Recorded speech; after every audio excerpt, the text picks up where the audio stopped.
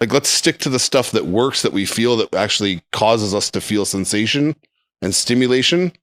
And let's just get rid of the rest of the shit. Maybe one day you'll come back to and you'll be like, man, I tried dumbbells again and they feel a lot better. But that's because your mechanical pathways are better on pressing on angles, because you actually were working on like fixed lines for a long time. Yeah. So now you understand how to feel free weights better, or the opposite. It could be like, I don't feel shit on that hammer strength thing because all I do is jerk my shoulders around. But when I have a dumbbell in my hand, I feel a lot more stretch. I feel a lot more contraction, right? That's like just the intermediate guys. I mean, the beginner guys, I would just say, find a path, like find a good coach, find someone like you, or find someone like any of these guys out here who can set you on the path of like these core lifts, being really good at them.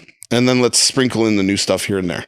Understanding that the movement patterns and what we've developed over the core lifts will carry into these other movements, because they're not much different. They're just different angles, different like lengths of let out, whatever it might be, right? So yeah, see, the question I was going to ask is, what would be those core movements they should try to focus on to become better? But you kind of answered it, which would be the ones that they feel it the most on, because it may not be it probably isn't going to be a barbell row if it's lats. Yeah. It's going to be different for every person. Like, I'm sure you've seen guys in the gym. Everyone's seen guys in the gym. They're just like for barbell rows, for example, they might just be animals.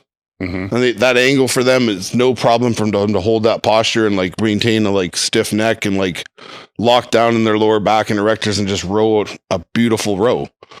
But like, that guy should stick to that because he feels it. He's like, yeah, man, I got a crazy back pump from those rows. Like, I feel fucking fantastic. Whereas the other kid who trains with is like, fuck, man, this was horrible. It's like, well, he needs to go find maybe a low cable row, because he needs a fixed chain of movement where he's not having to balance his body weight, because maybe he has shitty hamstrings or poor lower back development. Like, he can't hold postures, right? Yeah.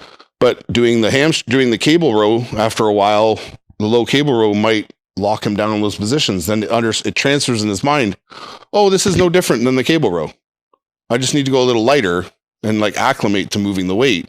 But there's no difference. Like, I'm still moving the same way through the weight.